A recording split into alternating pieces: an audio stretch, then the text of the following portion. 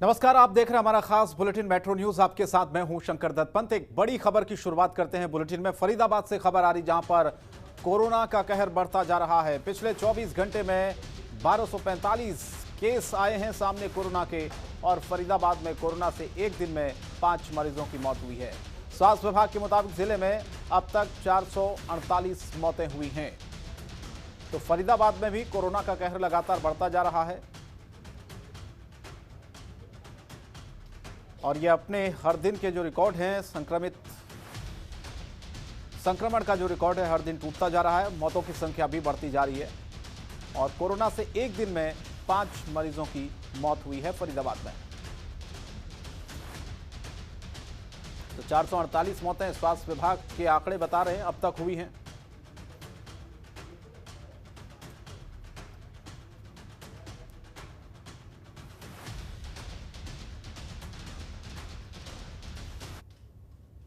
और गुरुग्राम में भी कोरोना लगातार रिकॉर्ड तोड़ रहा है। साइबर सिटी गुरुग्राम में तेजी से कोरोना के मामले बढ़ते जा रहे हैं। पिछले 24 घंटे में कोरोना के 2344 मरीज सामने आए हैं। गुरुग्राम में कोरोना से एक दिन में 4 लोगों की मौत हुई है। साइबर सिटी में मौत का आंकड़ा 387 पहुंच गया है। तो ये मामले लगातार बढ़ते जा रहे हैं। गुरुग्राम में भी आप देखिए, पिछले 24 घंटे में 2000 से ज्यादा नए मामले सामने आए हैं, और एक दिन में 4 लोगों की मौत कोरोना से हुई है। तो 387 अब तक ये पूरा आंकड़ा पहुंच चुका है मौतों का गुरुग्राम में, और हर दिन ये रिकॉर्ड तोड़ रहा है, चाहे मौतों की संख्या हो, चाहे संक्रमण की दर हो।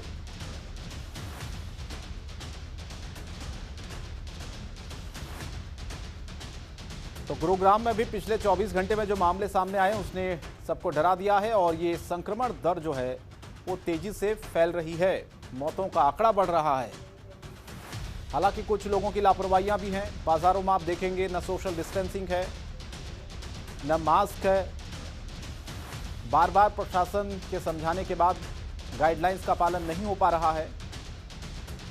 लेकिन ये आंकड़े कहां पर रुकेंगे, ये कहना बहुत मुश्किल है अभी।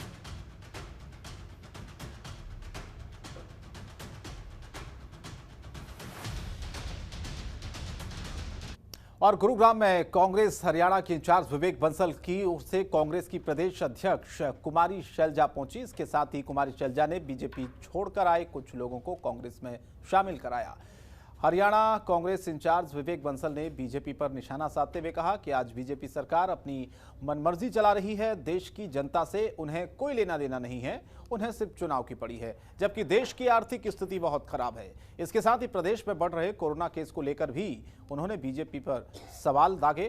कुमारी शैलजा ने बीजेपी की सरकार को विफल बताया और प्रदेश की जनता को झूठे सपने दिखाने वाली सरकार करार दिया।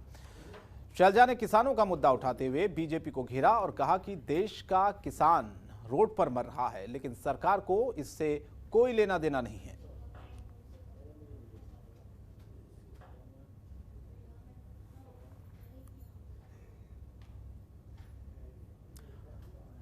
और ग्रेटर नोएडा में एक परिवार ने अपने बेटे की मौत का आरोप पुलिस पर लगाया है। परिवार का कहना है कि पुलिस उसके बेटे को घर से बुलाकर थाने ले आई थी, जहां पुलिस ने उनके बेटे के साथ मारपीट की और तीसरी मंजिल से फेंक दिया। युवक गंभीर रूप से घायल हो गया था और इलाज के दौरान युवक ने दम तोड़ दिया।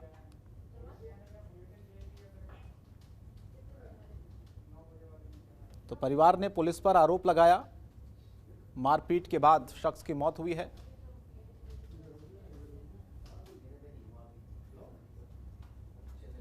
ये ग्रेटर नोएडा में पूरा वाकया हुआ है कि पुलिस पर यह गंभीर आरोप लगे हैं।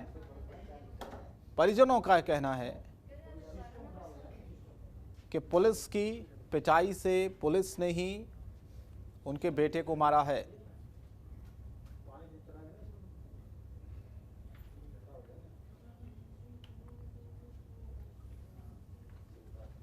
और दिल्ली में एक हफ्ते के लॉकडाउन के ऐलान के बाद दिल्ली एनसीआर के बस अड्डे, रेलवे स्टेशनों और सड़कों पर पलायन करने वाले मजदूरों का हुजूम निकल पड़ा है।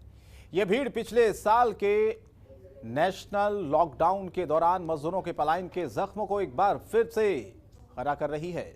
पिछले साल के नेशनल लॉकडाउन के दौरान मजदूरों का शहरों से पलायन की तस्वीरें शायद ही कोई भूला हो, और एक बार फिर कोरोना की दूसरी लहर मजदूरों की जिस तरह से लंबी लंबी कतारें खड़ी हैं वो पिछले साल की याद दिला रही है। ये तस्वीर जो आप देख रहे हैं ये तस्वीर है नोएडा के सेक्टर 62 NH-24 की, जहां पर सैकड़ों की संख्या में मजदूर अपने घर की ओर जाने के लिए निकले हैं। लोग अपने घरों की ओर जल्दी से जाना चाहते हैं। पलायन कर रहे मजदूरों का ये कहना है कि उनको सरकारों पर भरोसा नहीं, जो सरकार एक साल बाद भी कोरोना के लिए तैयार नहीं थी, तैयारी नहीं कर पाई और मजबूरन उन्हें फिर से पलायन करना पड़ रहा है। ऐसे में वो जाए तो जाए कहां?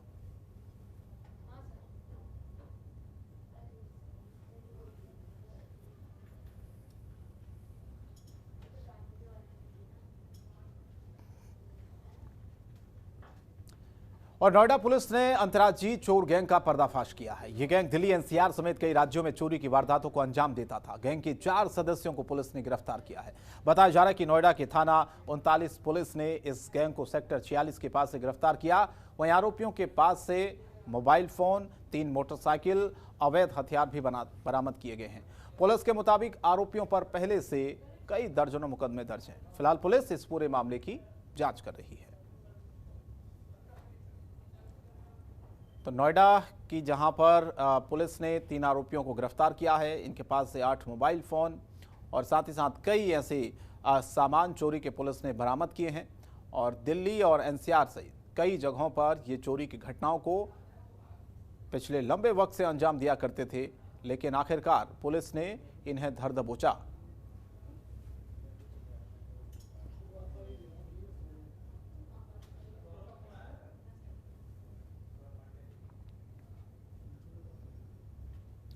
और दिल्ली के गुरुद्वारा चुनाव कोरोना की वजह से स्थगित हुए हैं। 25 अप्रैल को होने थे चुनाव, DSGMC के चुनाव, लेकिन फिलहाल दिल्ली में कर्फ्यू और कोरोना की वजह से यह फैसला लिया गया है। उपराज्यपाल अनिल बैजल को एक प्रस्ताव भी भेजा गया है। तो बड़ी खबर आपको बता दें, 25 अप्रैल को ये चुनाव होने थे DSGMC के, लेकिन दिल्ली में जिस तरह के हालात हैं कोरोना को लेकर, अब उसे देखते हुए इसे स्थगित किया गया है। तो गुरुद्वारा चुनाव कोरोना की वजह से फिलहाल स्थगित हैं दिल्ली में, ये बड़ी खबर आ रही है। 25 अप्रैल को ये चुनाव होने थे DSGMC के, लेकिन इसे स्थगित कर दिया गया है। तो दिल्ली में जिस तरह के हालात हैं, लॉकडाउन है, कर्फ्यू है, कोरोना का बढ़ता प्रकोप है, उसे देखते हुए अब ये फैसला लिया गया है। फिलहाल इसे स्थगित किया गया है गुरुद्वारा चुनाव को, और वजह है कोरोना महामारी। तो 25 अप्रैल को ये चुनाव होने थे, लेकिन अब खबर ये आ रही है कि फिलहाल के लिए इसे स्थगित कर दिया गया है।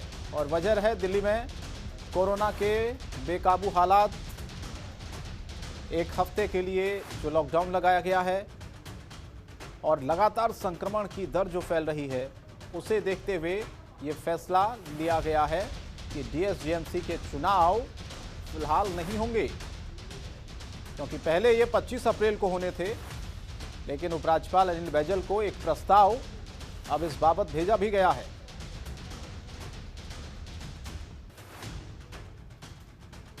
तो बड़ी खबर बता रहे हैं आपको इस वक्त, गुरुद्वारा चुनाव जो कि स्थगित हुए हैं दिल्ली के। DSGMC के चुनाव 25 अप्रैल को होने थे, लेकिन फिलहाल इसे टाला गया है।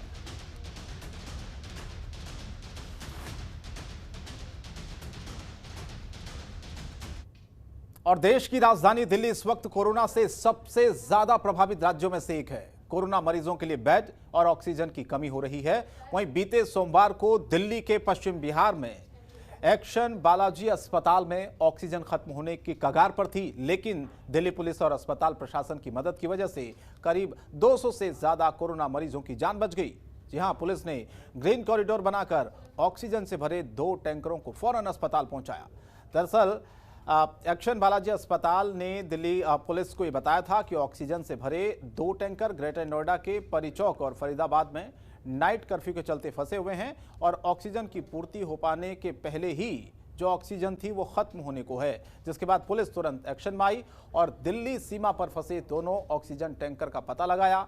एक टैंकर में 14,000 लीटर, जबकि दूसरे टैंकर में 5,500 लीटर ऑक्सीजन थी, जिसके बाद पुलिस ने दोनों टैंकरों को ग्रीन कॉरिडोर बनाकर अस्पताल पहुंचाया, जिसकी वजह से कोरोना के गंभीर रूप से पीड़ित तकरीबन 235 मरीजों की जान बचाई गई।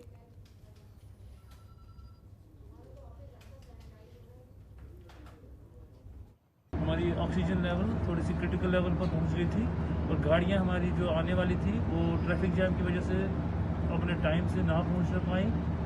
हमने तुरंत इनको खबर दी, इन्होंने अपनी टीम दौड़ाई, गाड़ियों को पता कराया और एक ग्रीन कॉरिडोर बनाया गाड़ियों के लिए और यहाँ पर पहुँचा दी। हमारी दोनों गाड़ियाँ इनकी मदद से हमारे टाइम पर पहुँची, जिसकी वजह से नहीं तो हमारे जो मरीज़ हैं यहाँ पे और कोविड के पेशेंट्स हैं, जैसे पूरा कोविड हॉस्पिटल है, सारे खतरे में आ जाते हैं। हम बहुत ही एक बार फिर इनका शुक्रिया करते हैं दिल्ली पुलिस को और इनकी टीम का, इन्होंने हमारी मदद करी इस क्रिटिकल टाइम में।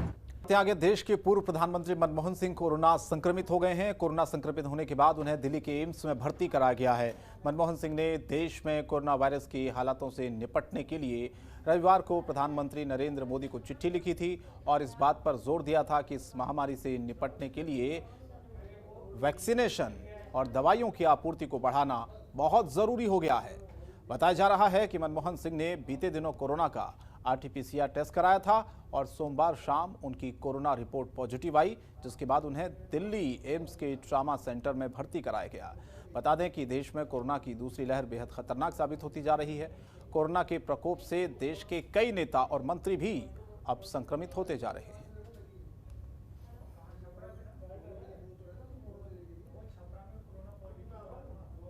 देश के पूर्व प्रधानमंत्री मनमोहन सिंह कोरोना संक्रमित पाए गए हैं। आपको बताते कि बीते दिन उन्हें कोरोना संक्रमित होने के बाद एम्स के ट्रॉमा सेंटर में भर्ती कराया गया है। ये एम्स का ट्रॉमा सेंटर है जहां उनका उपचार चल रहा है। बताया जा रहा है कि उन्होंने बीते दिनों पहले प्रधानमंत्री नरेंद्र मोदी को कोरोना के बढ़ते हालातों को देखते हुए एक चिट्ठी लिखी गई थी, जिसमें उन्होंने कहा थी कि वैक्सीनेशन का काम और तेजी से बढ़ाया जाए, इसके साथ ही दवाओं को भी ज़्यादा से ज़्यादा बनाया जाए। बता दें कि पूर्व प्रधानमंत्री मनमोहन सिंह की हालत पर देश के प्रधानमंत्री नरेंद्र मोदी ने ट्वीट कर जानकारी दी और कहा कि उन्हें स्वस्थ होने की उन्होंने ईश्वर से कामना भी की है। बता दें कि पूर्व प्रधानमंत्री ने अभी हाल ही में 4 मार्च को वैक्सीनेशन का टीकाकरण लगवाया था और उनके साथ उनकी पत्नी ने भी वैक्सीन लगवाई थी, लेकिन उसके बाद उनकी RT-PCR रिपोर्ट कोरोना पॉजिटिव आई, जिसके बाद उन्हें एम्स के ट्रॉमा सेंटर में भर्ती कराया गया है। और बता दें कि आज देश भर में कई पूर्व प्रधानमंत्री और देश के मंत्री भी कोरोना संक्रमित होते जा रहे हैं। ये बेहद चिंता का विषय बना हुआ है। दिल्ली से निखिल कुमार, जनतंत्र टीवी। और दिल्ली में लगातार बढ़ रहे कोरोना संक्रमण के बीच जगतपुरी इलाके के रहने वाले युद्धवीर सिंह के 70 वर्षीय पिता का बुखार के बाद ऑक्सीजन लेवल कम हो गया। दिल्ली में कई दिन तक भटकने के बाद उन्हें कोई अस्पताल नहीं मिला जिसमें उन्हें भर्ती कराया जा सके, जिसके बाद युद्धवीर ने कई दिन भटकने के बाद गाजियाबाद का रुख किया और अपने पिता को बाइक पर बैठाकर वैशाली के मैक्स हॉस्पिटल लेकर आए, लेकिन यहां भी उनके लिए बेड की कोई व्यवस्था नहीं हो पाई। इसके बाद वो दूसरे अस्पतालों को खोजने के लिए चल दिए ताकि उनके पिता का सही से इलाज हो सके, लेकिन जैसे ही मैक्स हॉस्पिटल से चले सभी रास्तों में युद्धवीर के 70 वर्षीय पिता ने दम तोड़ दिया। वहीं सड़क पर गिरकर उनकी बॉडी करीब 2 घंटे तक सड़क पर पड़ी रही, किसी ने कोई सुध नहीं ली। पुलिस को सूचना दी गई, स्वास्थ्य विभाग को भी बताया गया, लेकिन कोई भी मदद के लिए नहीं आया। इसके बाद ये सूचना कौशाम्बी के स्थानीय पार्षद मनोज गोयल को मिली, फिर वो मौके पर पहुंचे। उन्होंने मानवता दिखाते हुए युद्धवीर की मदद की और पिता की डेड बॉडी को एम्बुलेंस से दिल्ली पहुंचाने का काम किया। इस घटना ने उत्तर प्रदेश और दिल्ली की स्वास्थ्य सेवाओं को आईना दिखा दिया है।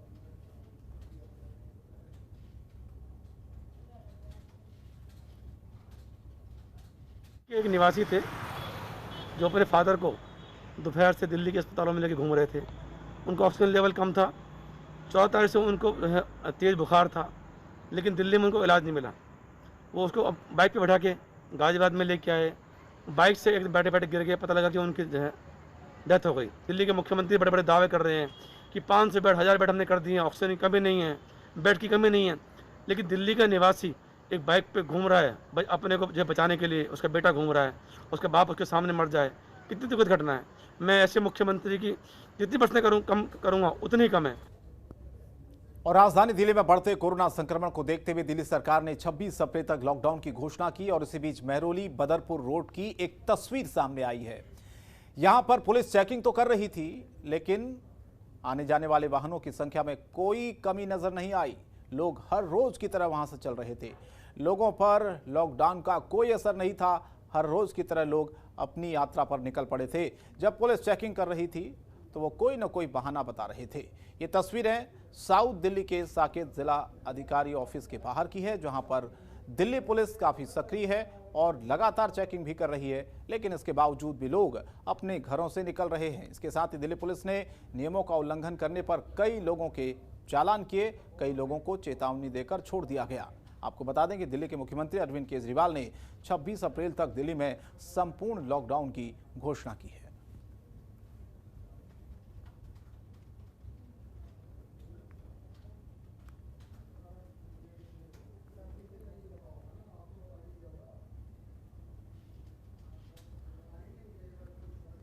और दिल्ली में कोरोना के बीच इस महामारी की रोकथाम के उद्देश्य से पूर्वी दिल्ली नगर निगम ने दिलशाद गार्डन के स्वामी दयानंद अस्पताल में जरूरी इंतजाम किए हैं।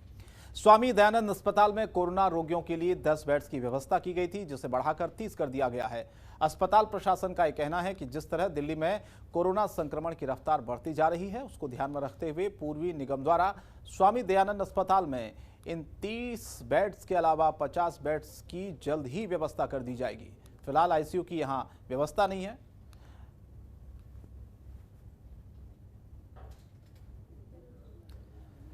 बेड से शुरू किया था, आज शाम तक 30 बेड करने का हमारा प्रयास है। परसों तक 50 और उसके 2 दिन बाद तक इसको 80 बेड तक ले जाएंगे, यानी इस हफ्ते के अंदर 70 से 80 बेड तैयार हो जाएंगे। सर, आईसीयू की और ऑक्सीजन की यहाँ उपलब्धि है या नहीं? ऑक्सीजन की उपलब्धि है। जितने भी बेड होंगे वो केवल और केवल ऑक्सीजन के साथ होंगे। आईसीयू की या वेंटिलेटर की सुविधा यहाँ पे नहीं होगी। सर, ओपीडी बंद होगी या कोविड बनने के बाद या नहीं? अभी कोशिश ये है कि हमारी ओपीडी सुचारू रूप से चलते हुए कुछ रेस्ट्रिक्शन हम जरूर करेंगे। और नजफगढ़ पुलिस ने वाहन चोरों के गैंग को पकड़ा है। बताया जा रहा कि पुलिस के पास आए दिन वाहन चोरी की शिकायतें आ रही थी, जिसके बाद एक टीम का गठन किया गया और इस गैंग को गिरफ्तार किया गया। इस गैंग में शामिल 4 लोगों को पुलिस ने पकड़ा है, जिसके पास से 4 स्कूटी और एक होंडा सिटी कार बरामद हुई है। बताया जा रहा कि कार तिलक नगर इलाके से चोरी की गई थी और 2 व्हीलर द्वारका छावला नजफगढ़ से चोरी किए गए थे। पकड़े गए आरोपियों के नाम रोहित, ललित सागर और बलराज डांगी हैं, जिसमें बलराज इस गैंग का हेड बताया जा रहा है। सभी वारदातों को इसी के इशारे पर अंजाम दिया जाता है। पुलिस अभी इस पूरे मामले की जांच कर रही है ताकि बाकी वारदातों की कड़ियां भी खुल सके।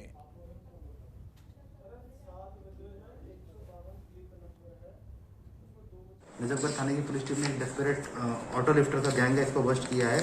इसमें 4 लोगों को अरेस्ट किया है, रोहित, सागर, ललित, बलराज डांगी। बलराज डांगी जो है इस ग्रुप का किंग पिन है और टोटल इनसे जो है 5 गाड़ियां रिकवर हुई है। उनमें से 4 2 व्हीलर हैं और एक 4 व्हीलर है, होंडा सिटी व्हीकल है, जो कि पीएस तिलक नगर थाने से चोरीशुदा है। इसमें जो मोटरसाइकिल और स्कूटीज हैं वो द्वारका साउथ, उत्तम नगर, छावला और नजफगढ़ थाने से चोरीशुदा पाई गई हैं। और फिलहाल इस बुलेटिन में इतना ही, लेकिन जनतंत्र टीवी पर खबरें जारी रहेंगी। नमस्कार। खबरों के निष्पक्ष विश्लेषण के लिए सब्सक्राइब करें Jantantra TV and press the bell icon. Never miss any update.